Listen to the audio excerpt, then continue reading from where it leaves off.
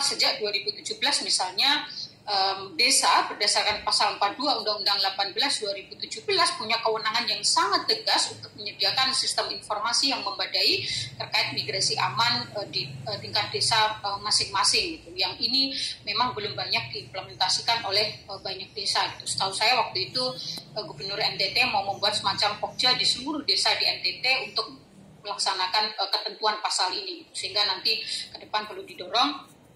Termasuk juga saya kira bagaimana kemudian BLK, LTSA, OPP gitu ya, itu juga memenuhi unsur-unsur migrasi aman gitu, sehingga ini bisa menjadi instrumen untuk mencegah berulangnya kembali gitu. Kata Mas Amir tadi, jangan sampai gitu. Tetapi selama mekanisme migrasi kita itu masih membuka ruang terjadinya praktek-praktek eksploitasi non prosedural gitu ya, sindikasi trafficking masih bekerja, ini masih mungkin kasus-kasus baru terjadi gitu. Sehingga ini juga mesti menjadi refleksi bagaimana instrumen-instrumen yang oleh undang-undang itu sudah ditetapkan mulai dari BLK, LTS, AOPP dan lain sebagainya, termasuk imigrasi gitu ya sebagai bagian dari LTSA, dipastikan itu berjalan termasuk mekanisme pengawasannya, karena kalau kejadiannya sudah di luar negeri itu kan lebih rumit penanganannya, tetapi ketika itu teridentifikasi sejak di dalam negeri maka kemudian itu bisa dilakukan upaya-upaya penanganan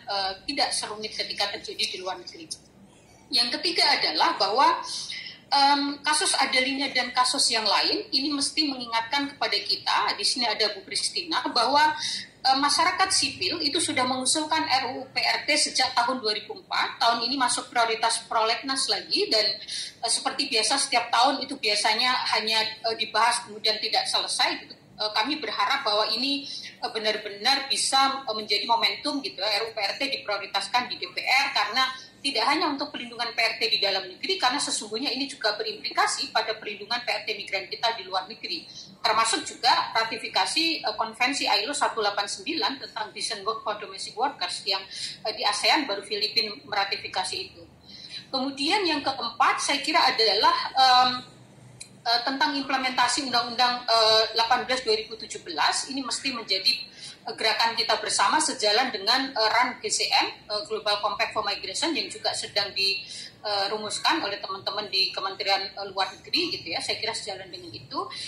Yang kelima adalah MOU, saya juga setuju dengan Mbak Christina, MOU kita dengan Malaysia sudah dari 2017 expired, setidaknya ini adalah payung bilateral kita gitu ya untuk memproteksi, melindungi pekerja migran kita dari segala bentuk potensi-potensi pelanggaran HAM.